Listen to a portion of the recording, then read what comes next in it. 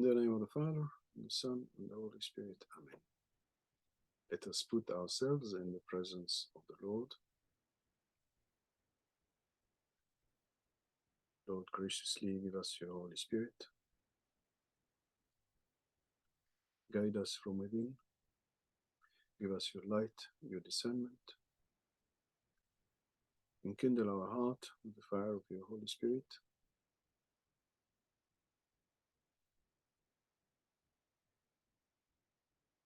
We ask you this through the powerful intercession of Our Lady, who is always present among us. Hail Mary, full of grace, the Lord is with thee. Blessed art thou among women, and blessed is the fruit of thy womb, Jesus. Holy Mary, Mother of God, pray for us sinners now and at the hour of our death. Amen. In the name of the Father, the Son, and the Holy Spirit. Amen. So, good evening, everybody, and welcome back to this video of the course reading and studying St. John of the Cross, third section of this course, second book of the Ascent of Mount Carmel. We are in chapter 21, and it's video 43, if I am not wrong. So, we were seeing last time examples taken from the Old Testament to show us how, in the same time, God reluctantly answers the requests of some people, but in fact, his desire is different, is to communicate in a different way. So let us go back to the text and see where we left it. So here it is. We are in chapter 21 and paragraph 4, toward the end of paragraph 4. We left it here in the previous lesson. Indeed, it is well in such a case to look at the reason and examine it very much more closely than if there had been no revelation concerning it. So it's important, if there is a revelation or anything, just to check the meaning, the reason, the conformity with the gospel and the reason, the light of reason, and take it from there, and not just take it because it is a revelation. Inasmuch as the devil utters many things that are true and that will come to pass, and that are in conformity with reason, in order that he may deceive. See, now he's trying here to say something. The devil can deceive, and he will develop much more below after this, the intervention of the devil and so forth. But here he says the devil, as we have a natural reason and we can see things, and if our reason is even more purified, we can see certain things that maybe an average person wouldn't be able to see, but just because of the clarity of reason, not because of any particular inspiration. And this is us. So he says that he will say it later on. It says the devil, for the same process, is able to see certain things that will happen, and he can mention them to us because he could see the causes of them. He can then prophesy and say, look, this will happen, and in fact it will happen. So then we can think very easily and are induced to believe that it comes from God, while in fact it comes from the devil. So it's not because it is realized, it does happen, that it really comes from God. Okay? So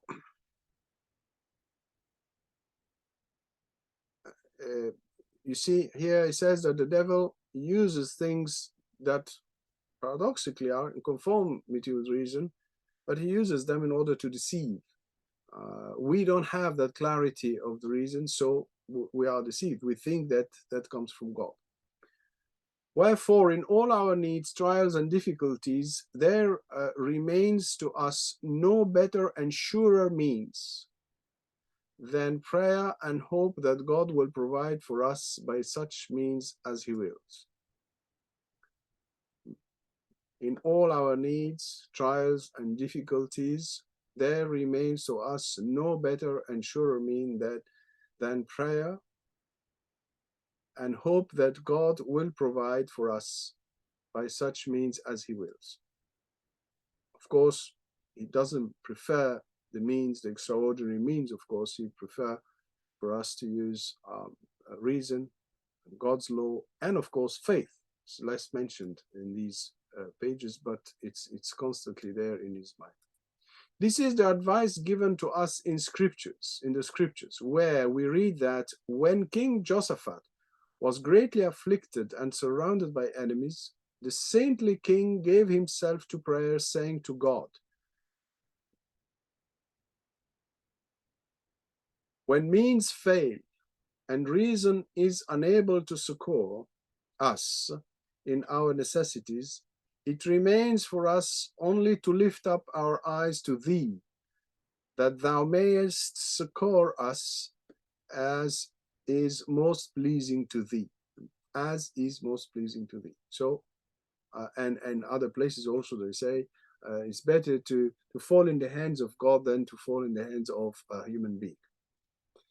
And further, although this has also been made clear, it will be well to prove from certain passages of Scripture that though God may answer such request, He is nonetheless sometimes wrath.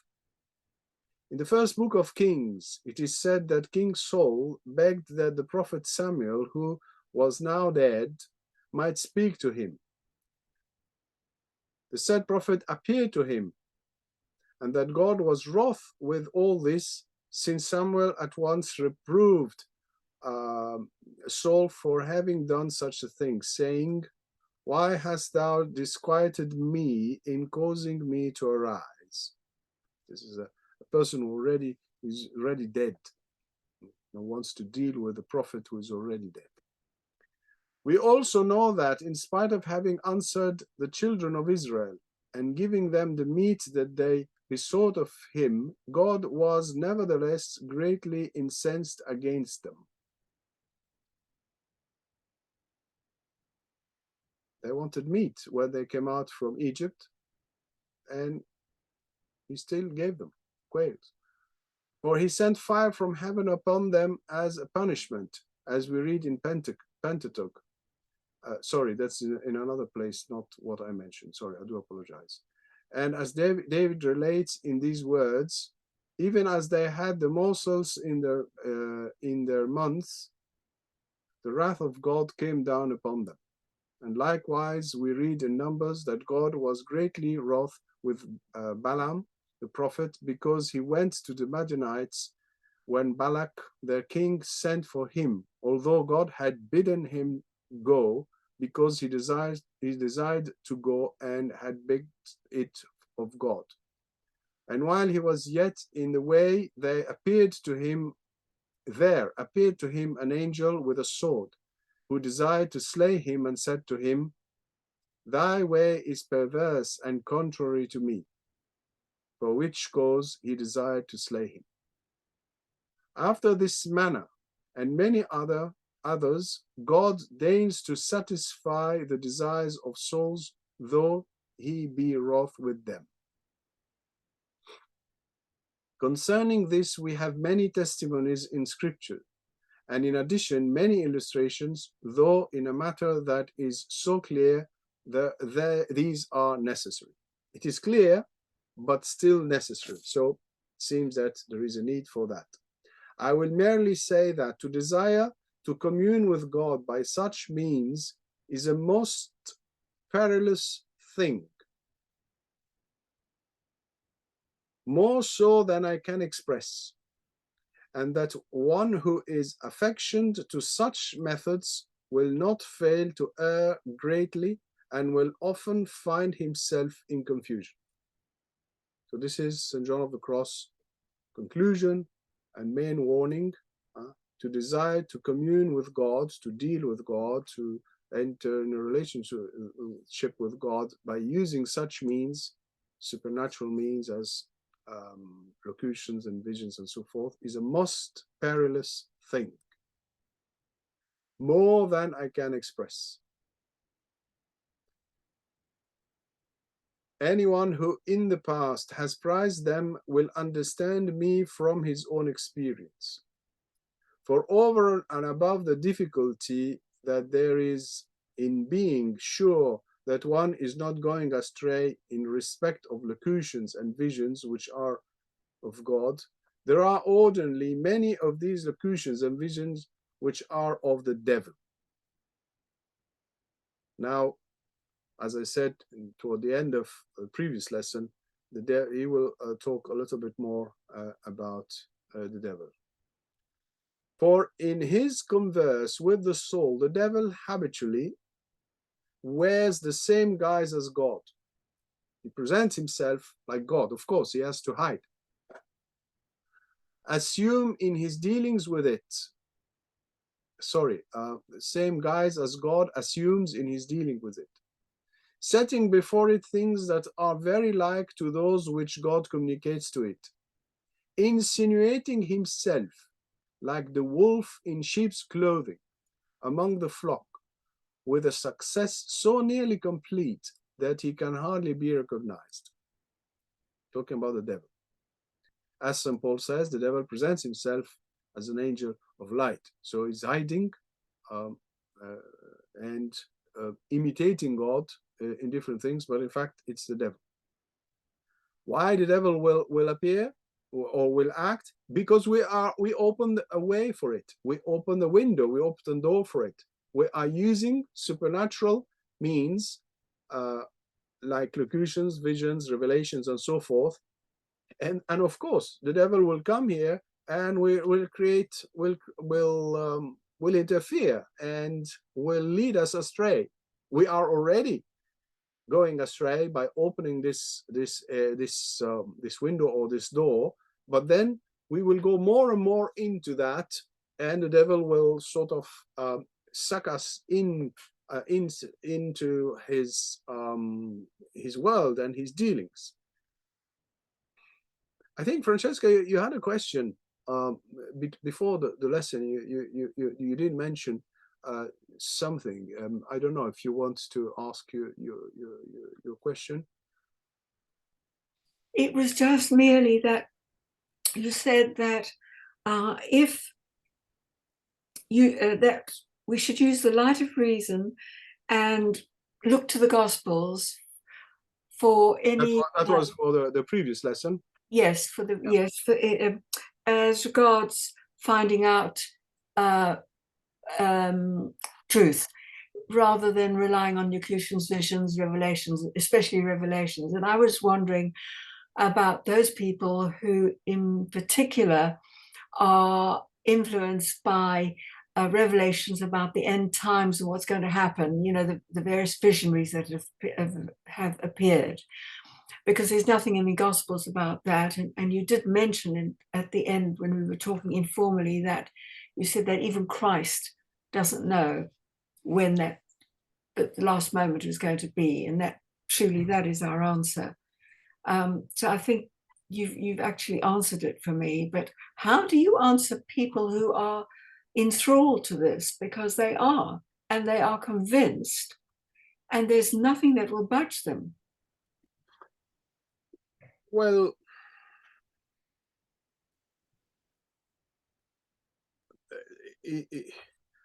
you and me are talking from experience with dealing with friends here and there who are very much into revelations relating to the signs or the final signs or secrets or whatever. Are we talking about the same thing? Yes, same thing. Yeah, about the return of Christ and so forth.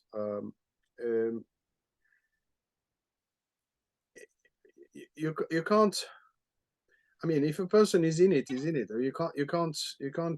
I think there's so much into it that you can't really do a great deal. Uh, but what is the line to follow here, and what could be the answer in case maybe a little percentage of attention could be there in order to listen to you. I think Christ himself talks about uh, his coming in the what we call the synoptical gospels, uh, Matthew, Mark, and Luke. This is the only, I would say, prophetic side or prophetic aspect, prophetic passage in the gospels, in the three gospels, the three synoptical gospels. Um, you can find this right before the passion itself. It starts with something very unexpected for the apostles. They are sitting in front of the torrent of Kedron in the other side of the temple. They are contemplating the beauty of the temple and um, mentioning this beauty to the Lord himself. And the Lord says, nothing of all what you are seeing here will stay, not even one stone over the other, and so forth. So they are shocked to discover that, and this is at this moment where the Lord talks about the destruction of the temple, the destruction of Jerusalem, and also we need to distinguish the two facts. His coming in the end of the times or the end of the world, depending how we want to express it. They ask him, so when then will this happen? He very unexpectedly, maybe for many, he says that we shouldn't pay attention to that. Of course, I don't want to take time and read the text right now. It would take us astray from the lessons of St. John of the Cross. But what I want to say here is that I would like to quote the Lord himself. He says that even the Son of Man is Jesus, but it's a way to talk about Jesus, to talk about his human nature. Even the Son of Man doesn't know when, which is shocking, by the way, because you expect that the Lord knows everything in his human nature, of course. But he seems to sort of do it on purpose to divert our attention from trying to know when. And he announces something very important, I think, in our Christian life, which is this generation will not go until this happens. How many generations read the gospel and how many generations heard this expression? This will not, this generation will not go until this happens. What will happen? The coming back of Jesus, again, I have explained that a few lessons back. You can go back to it when I talked about Jesus. Jesus is our future. I explained the deep change of time and prophecy between the Old Testament and the New Testament. And I invite for all of you to go back to this lesson. I think it's 3 or 4 lessons back from this one, where I was presenting these 4 chapters of St. John of the Cross, 19 through to 22. And I said that the real future, according to the gospel, with the coming of Jesus, is not a future that can be measured by time. The real future is the coming of Jesus, the mysterious coming of Jesus in our life, because this is what matters. He comes tomorrow or he comes after tomorrow. Hopefully he will not come tomorrow, because I need time in order to receive his mysterious coming right now. Because if he comes, I won't be ready for him. So talking and being busy with the coming back of Jesus is directly opposed to the logic of growth in spiritual life. if you want Jesus to come now, you are depriving yourself from growth, from spiritual growth. So you are going against yourself. So this is why Jesus says, be busy with my invisible coming. This is what he mentions in the Gospel of St. John, chapter 14, 15, 16. He says, I'm going, but I will come back. The world will not see me, but you will see me. Saint Bernard talks, and we have this homily. I have mentioned it before. It's a beautiful homily of Advent. I think it's on the website of the School of Mary also. I think I put it, where he talks about the three comings of Jesus. The first coming is 2,000 years ago. The second coming is the mysterious coming of Jesus. And the third coming is the coming in the end. But we need to focus on the mysterious coming of Jesus. The mysterious coming of Jesus happens all the time, of every day, 24 hours 7. Are we using this? Are we receiving Jesus in our heart? Are we transformed day after day, sanctified day after day? And this is what matters. So you see that if my mind is focused on an alleged future, all my energy is not spent on receiving Jesus, but it's spent on guessing how can we interpret, exactly as St. John of the Cross says, trying to interpret a prophecy or something, and in fact, in the end of the day, failing to interpret it. So we spend time and energy on something, we lose our life, we lose hours and hours on it, while in fact we need to use all this energy and time to receive Jesus in our heart through the means that we have now. So I hope this helps. But of course, a person who is completely bewitched by these things, or taken by these things, you know, it's not faith. It's just a game. No, it's like people who play games. They want to know when, etc. But they don't really. I don't mean to offend anybody, but I don't think that they really worry about Jesus in their lives. They just worry about finding a time and panicking and making other people panic, or allegedly to convert, as if conversion was one event in our life. Conversion is 24 hours, 7 days. Conversion is to find Jesus who is coming, and so forth. So I don't know. This is all what I can say. I have explained, not in this video, and I invite you to go back to it in another video, the meaning of the only main book which looks like a prophecy, which is the book of Revelation, and how the book of Revelation, what is the meaning of the prophecy of the book of Revelation. So please go back to this. I will try to put a link under this video to this video. It's part of the course. It's, I think, four or five videos back. Thank you, Jean. Thank you. You're welcome. You're welcome. So let us continue where we were and see what St. John of the Cross says about the machination of the devil. So where were we? Yeah, we were here.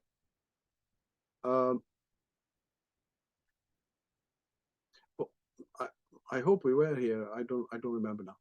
For since he says many things that are true, he being the devil, and in conformity with reason, and things that come to pass as he describes them, it is very easy for the soul to be deceived. So the devil is a spirit. So he can see things that we don't see.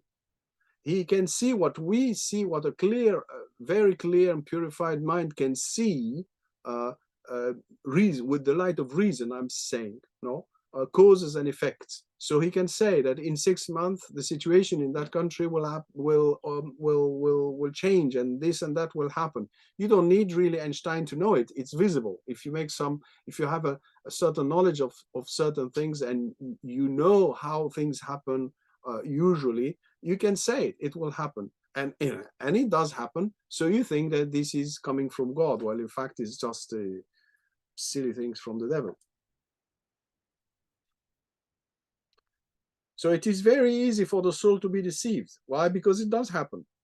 And to think that since these things come to pass as he says, and the future is correctly foretold, this can be the work of none save God. For such souls, know not that it is a very easy thing for one that has clear natural light. So he's talking about a human being, not the devil. So on the more reason, the devil, who is a spirit. If you have a clear natural light, to be acquainted as to their causes, you can see things in a better way. A clear mind can, with just a natural light, can see the causes of many things. See their causes with things, or with many of them, which have been or shall be. And since the devil has a very clear light of this kind, we're not talking about supernatural light, we're talking about the natural light given to the human being, he can very easily deduce, if we do it, if the brightest ones among us can do it, on the more reason the devil himself, who is a spirit, he can very easily deduce effect from cause. Although it may not always turn out as he says, and how many times some prophecies we heard were never realized, as they said, oh no, they changed the date, it's not that date, it's another date. How many times we heard about that story? Because all causes depend upon the will of God. Let us take an example. So here he will take an example. It's very practical. The devil knows, of course, bear in mind the limited scientific knowledge of St. John of the Cross. At his time, what did they know about physics and geology and so forth? The devil knows that the constitution of the earth and the atmosphere and the laws ruling the sun are disposed in such a manner and in such degree that when a certain moment has arrived, it will necessarily follow, according to the laws of nature laid down for these elements, that they will infect people with pestilence. And he knows in what places this will be more severe and in what places less so. Here you have a knowledge, says St. John of the Cross, of pestilence in respect of its causes. Cause, effect. What a wonderful thing it seems when the devil reveals to this soul, saying, in a year or in 6 months from now, there will be pestilence. Well, for us, the virus stories, no? And it happens as he says. And yet, this is a prophecy of the devil. In the same way, he may have knowledge of earthquakes. And seeing that the bowels of the earth are filling with air, forgive St. John of the Cross for his limited knowledge then, will say, at such a time, there will be an earthquake. Yet, this is only natural knowledge. This is only natural knowledge, says St. John of the Cross. You see, this is written 500 years ago. You see the clarity he has. This is only natural knowledge, for the possession of which it suffices for the spirit to be free from the passions of the soul. He's following here the normal philosophical and theological understanding of the relationship between the passions and the clarity of the mind.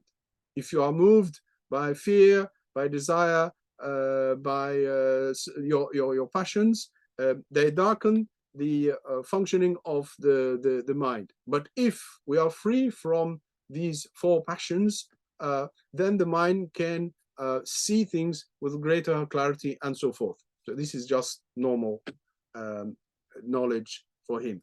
Even as Boethius says in these words, if thou desire to know truth with the clearness of nature, cast from thee rejoicing and fear and hope and sorrow.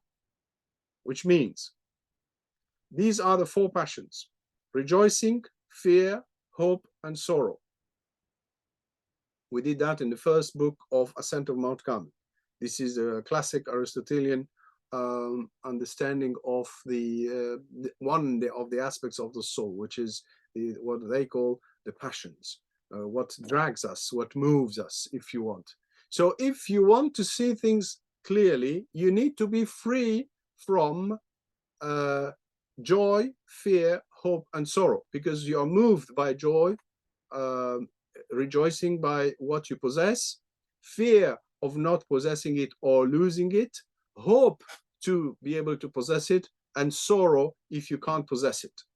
So if you are free from all these four passions, then your mind, with using this freedom or being in this freedom, can see clearly in front of it.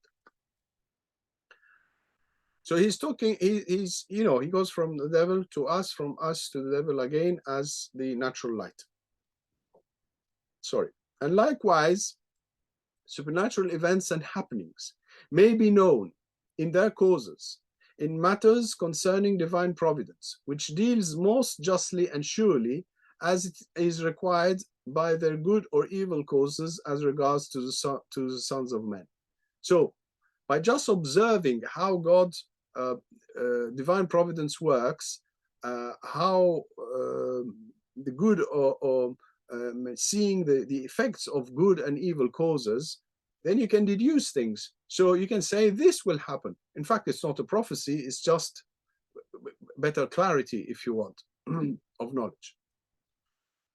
For one may know by natural means that such or such person or such city or some other place is in such or such necessity or has reached such or such point. It's very beautiful here, his understanding of countries, cities, people, groups, so that God, according to his providence and justice, must deal with such a person or thing in the way required by its cause, and in the way that is fitting for it, whether by means of punishment or reward or cause of, as the cause merits. And then one can say, of course, you can act as if you are prophesying. At such a time, God will give you this, or will do this, or that will come to pass of a surety. But in fact, you're just, you know how things occur usually in certain, I don't know, stages of growth, for instance, no? If you know well the stages of growth, you can say to somebody, in the future, this and this will happen. And of course it will happen. Are you a prophet here? You're not a prophet. You just know how things develop. If a doctor says that this child will be 1 meter 80 centimeters in 3 years, is it prophecy? No, it's just knowledge. You see? It was this that Holy Judith said to Holofernes when, in order to persuade him that the children of Israel would without fail be destroyed, she first related to him many of their sins and evil deeds that they did. How do you know that they will fail and be destroyed? Because you see the sins. If a certain area of the earth is misbehaving, is doing certain things, well, we are heading toward in which direction? No, if you look at certain areas in the Western world, you see that things are rather going downhill rather than improving, unfortunately. So is it to be a prophet to say that this and this happened? No. Do you want it to happen? No. But the way we are behaving, the way we are dealing with our things, it seems to be going in this direction. Is this to be a prophet? Of course not. It's just observing things with a clear mind. And then he said, since they do these things, it is certain that they will be destroyed. You know the cause and effect. You know how God governs things. You know if a human being behaves well normally, things should improve, and if he behaves badly, so things should deteriorate. Well, obviously, you can say that it will deteriorate, but it's visible that it is deteriorating already. Hopefully not. Hopefully it won't. It will stop. But you can say if you want. You can play prophet. You see. This is to know the punishment in the cause. So it's not prophecy. It's just knowledge. You see the cause, you can deduce the effect. And it is as though she had said, it is certain that such things must be the cause of such punishments, and the hand of God who is at the hand of God who is most just. And as the divine wisdom says, wherein a man sins, therein is he punished. Where the man sins, it is from this exact place that he will be punished. So the devil, coming back to the devil now, the devil may have knowledge of this, not only naturally, but also by the experience which he has of having seen God do similar things.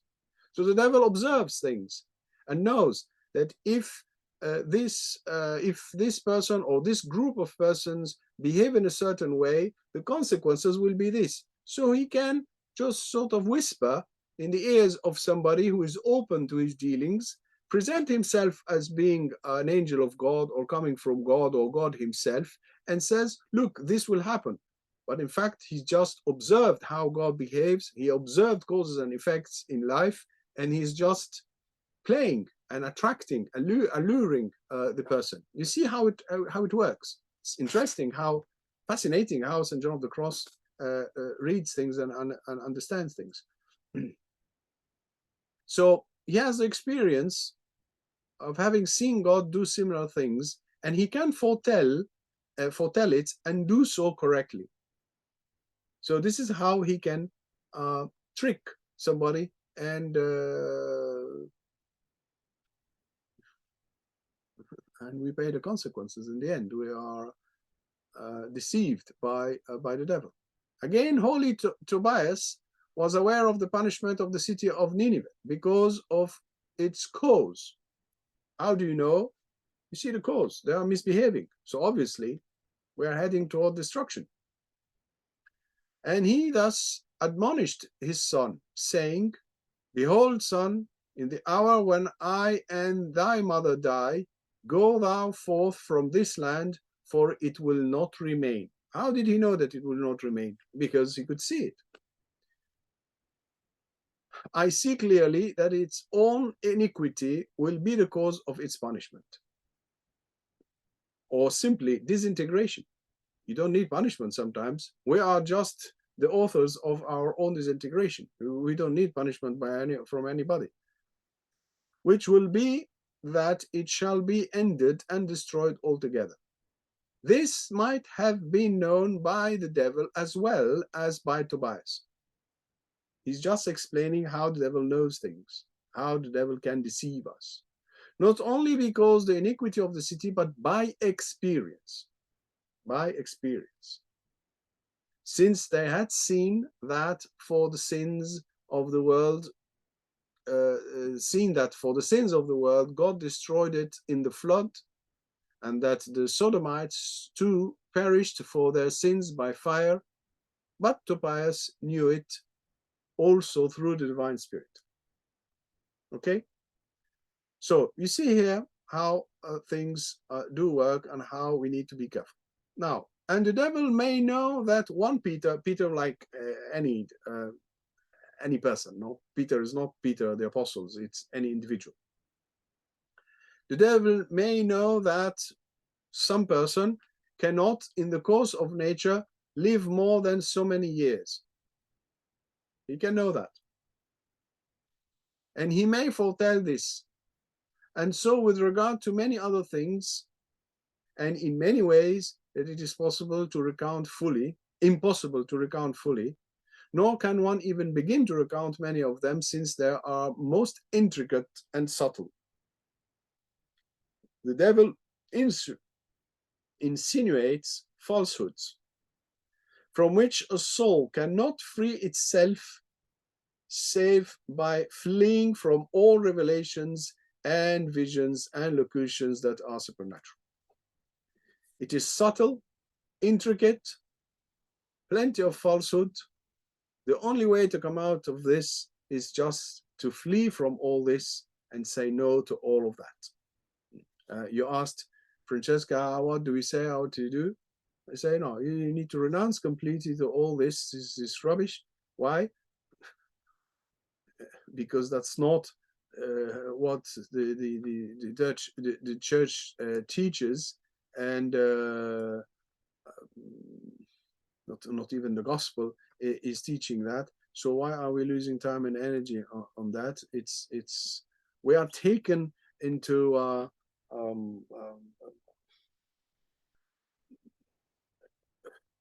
something that we can hardly disentangle ourselves from. It's too dangerous, too dangerous. Loss of time, loss of energy, and just meaningless. Wherefore God is justly angered with those that receive them, for he sees that it is temerity on their part to expose themselves to such great peril. It's temerity, no?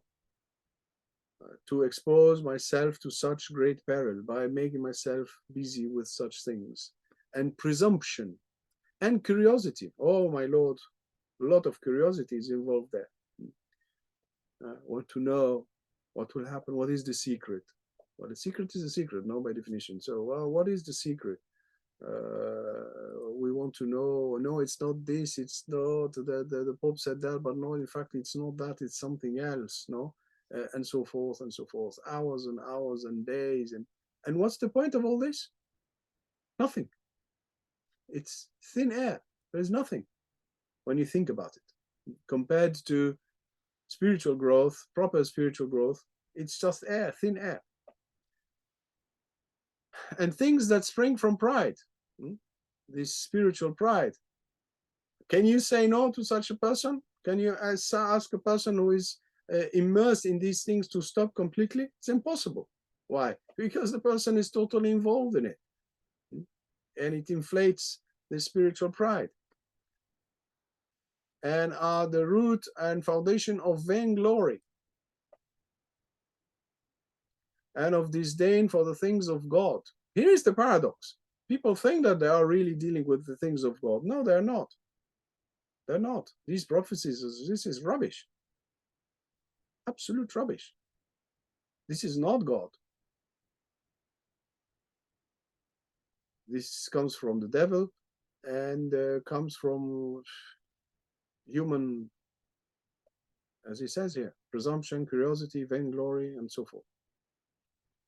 And the beginning of many evils to which many have come. Have you noticed this? Many. And when is he writing? 500 years ago. Did the world change? Not really. Such persons have succeeded in angering God so greatly that he has of set purpose allowed them to go astray. It's like people will say, well, why God will allow us to go astray, or allow these people to go astray? Well, they're wanted. They're working on it. They don't want to listen.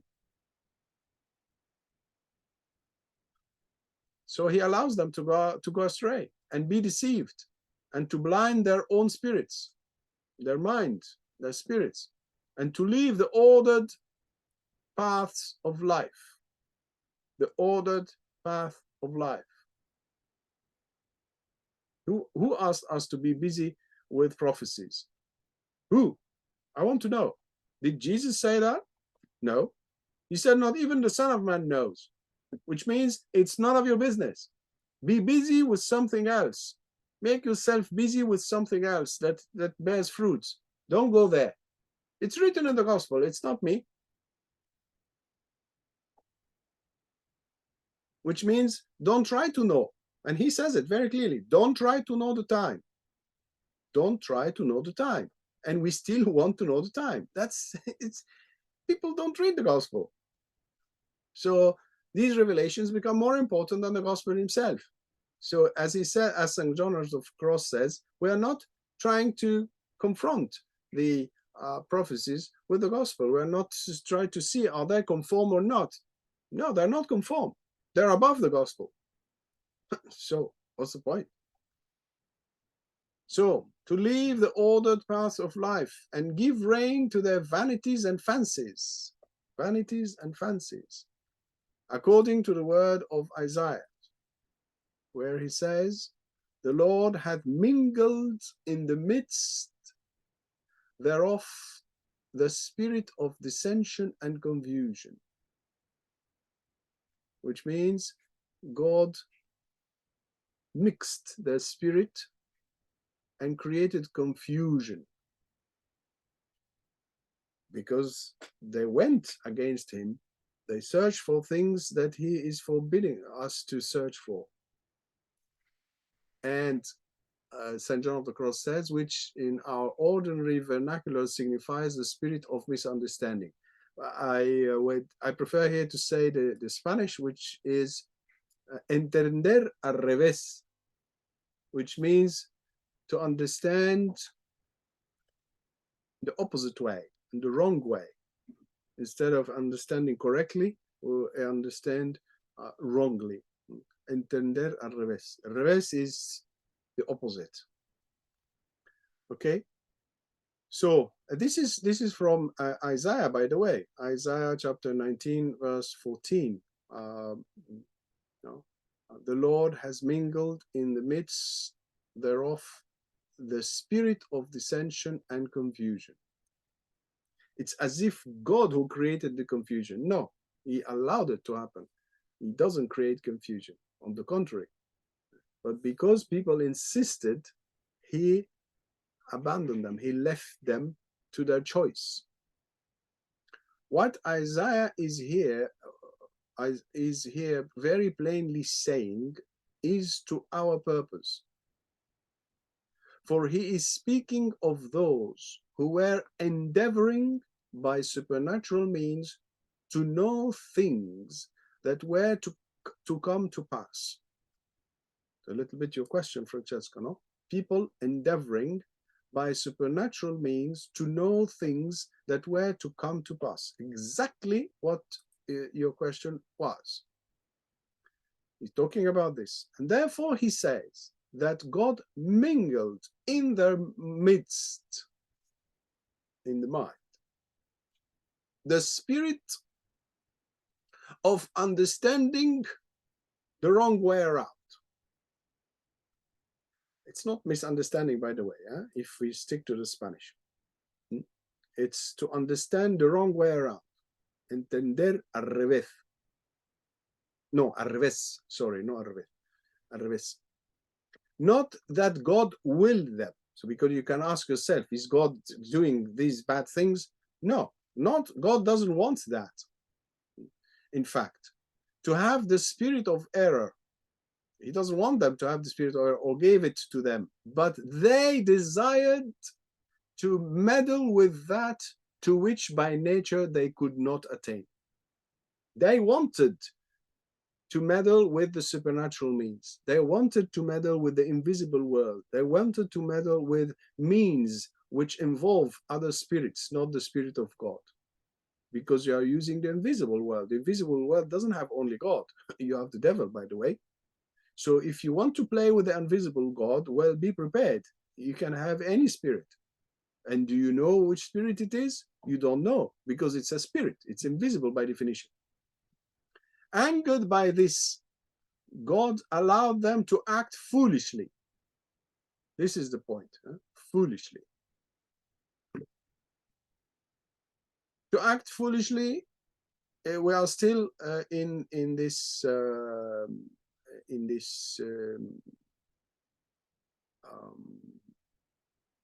work that God is doing, which is allowing them to think the other way around. Sorry, I'm just I was adjusting just the paragraphs. Okay, so angered by this, God allowed them to act foolishly. giving them no light as to that wherewith he desired not that they should concern themselves. He didn't want them to concern themselves with these things, but they did it, so he removed the light. And thus the prophet says that God mingled that spirit in them privatively by depriving them from the good spirit, not acting badly, but depriving them, taking away his own spirit from them. And in this sense, God is the cause of such evil. But of course, privatively, like taking away, not putting something. That is to say, he is the privative cause, which consists in his withdrawal of his light and favor, to such a point that they must need, to such a point that they must needs fall into error. Is this correct? Yeah, they must needs fall into error. Is this English? Or is there something wrong grammatically? This to such a point that they must needs fall into error? Can't hear. Means of necessity. That's correct. Yes. They must needs fall into error. Okay. Yes, they must of necessity fall into error. They can't avoid it, unavoidably. Thank you. Thank you very much. And in this way, God gives leave to the devil to blind and deceive many. Remember, he talks from experience. He had met people. He knows that not because he read it in books, but because he's dealing with real people wherever he is. So God gives leave to the devil to blind and deceive many when their sins and audacities merit it. And this the devil can do and does successfully, and they give him credence and believe him to be a good spirit. They give him credence. Credence. Credence, thank you very much. Credence and believe him to be a good spirit. You see the extreme in which the human being can reach. You're convinced that this is God, but in fact, no. To such a point, although they may be quite persuaded that it is not so, of course, people think that this is God. People think that they are serving God, but in fact, they're not. They cannot undeceive themselves. He's answering your question, Francesca. They cannot undeceive themselves, since by the permission of God, there has already been insinuated into them the spirit of thinking the other way around, which means what is right is wrong and what is wrong is right. What is to think al revés, which means the opposite. What is right is wrong, and what is wrong, when what is wrong is right. Even as we read was the case with the prophets of King Ahab, whom God permitted to be deceived by a lying spirit, giving the devil leave to deceive them, and saying, "Thou shalt prevail with thy falsehood, and shalt deceive them. Go forth and do so." And so well was he able to work upon the prophets and the king, in order to deceive them, that they would not believe the prophet Michaiah, who prophesied the truth to them, saying the exact contrary of that which the others had prophesied. And this came to pass because God permitted them to be blinded, since their affections were attached to that which they desired to happen to them. You see, that's the key here. The affection are attached to. If a person is attached, well, what can you do? and God answered them according to their desires and wishes. That's amazing, you see. God answered. This is the paradox. You wanted the wrong way, the wrong path? Well, get the wrong path. What can I do for you? You insist for the wrong path. What can I do? God answered them according to their desires and wishes. And this was a most certain preparation and means for their being blinded and deceived, which God allowed of set purpose. And so forth. Thus too did Ezekiel prophesy in the name of God, speaking against those who began to desire to have knowledge direct from God, from motives of curiosity, according to the vanity of their spirit. Vanity of their spirit. He says, when such a man comes to the prophet to inquire of me through him, I, the Lord, will answer him by myself, and I will set my face in anger against that man. And as to the prophet, when he has gone astray in that which was asked of him, I, the Lord, have deceived that prophet. This is to be taken to mean by not succoring him with his favor, so that he might not be deceived. And this is his meaning when he says, I, the Lord, will answer him by myself in anger. That is, God will withdraw his grace and favor from that man. Hence, how do you pronounce this? Necessarily follows deception by reason of his abandonment by God. And then comes the devil and makes answer according to the pleasure and desire of that man, who, being pleased thereat, since the answers and communications are according to his will. You see, the answers and communications are according to his will. It's sad, but what he wanted. Allows himself to be deceived greatly. Okay, I think that's enough for today of all this. So what can we say here as a conclusion? We see how the devil can observe things, can use, of course, his mind, can see things, but also can observe things, can see how God behaves, can see the relationship between cause and effect, and therefore can very easily prophesy and say this and that will happen. Now, if the person is seeking these ways of knowledge of the future, or of a vision, or of a communication, of a revelation, and so forth, the person unknowingly, maybe, and I guess unknowingly, is opening his or her mind to the influence of a spirit.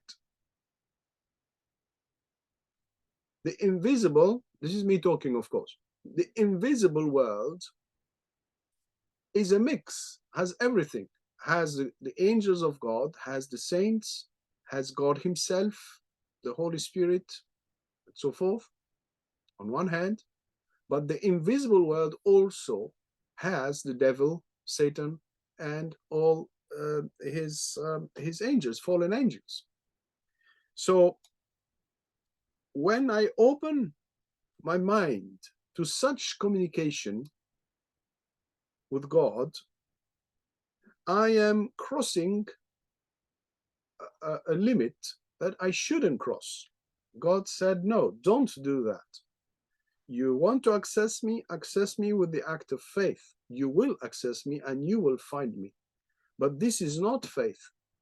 I am not asking you to deal with me this way. But if I disobey and I still insist on opening myself to God and searching for locutions, revelations, and so forth, and wanting to know certain things using these means and making myself busy with these things, as you was your question also, Francesca, I'm opening myself to different influences that I can't control because I don't have any capacity to control. The only way I use to control is to see if it happens or not, if what I was told to me is happening or not. And St. John of the Cross showed us how the devil very easily can tell us about things that some of them will happen. Some won't, but some will happen. So I become convinced that God is answering me. Well, in fact, it's the devil.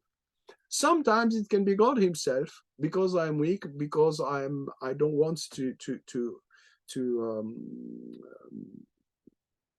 to have, as He said, the solid food of the Jesus cross and so forth. But I'm exposing myself to a great danger here. Why? Because I don't know these spirits. Are these spirits from God or not? And in any way, I'm not supposed to deal with these spirits. I'm supposed to deal with God only. You see, not using these ways at all. So I'm exposing myself to danger. And God eventually will just leave me, as He says, privatively, like He's abandoning the person and lets the person go. And the spirit of confusion mingles and enters in the mind of the person, and the person then thinks that what is right is right, while in fact, or what is wrong is right, and what is right is wrong, and it's hell, and it's seriously dangerous for the person. But the person continues in this path.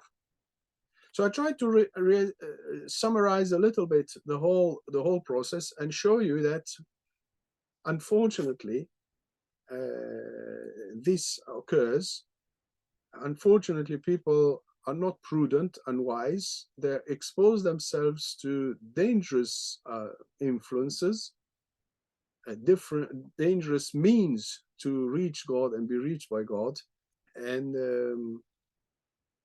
the danger is dangerous. No, they get the danger and then they have to deal with it. And it is sad. And the paradox is that they thought they wanted God, they were dealing with things of God, but in fact they're not. They're just dealing with their desires, their fancy things, as St. John of the Cross says. So may God protect us from exposing ourselves to any influence of such, and may the Lord teach us to make the act of faith in His words and the act of faith in Him, so we can receive Him in the silence of our prayer, but also when we open His words, open the gospel, open the scriptures, and want to listen to Him. This He wants, and this is the way He opens for us. And let us not forget to keep also the work of reason, and also to know the gospel and what God says to us in the gospel, and by His grace to put it into practice. And have the humility, worst case scenario, to ask somebody who knows and listen to the wisdom of God that He puts in the church. To have the humility to listen to people who are wise in the church, who can help. Glory be to the Father, and to the Son, and to the Holy Spirit, as it was in the beginning, is now, and ever shall be, world without end. Amen. Thank you very much for your patience, and until next time.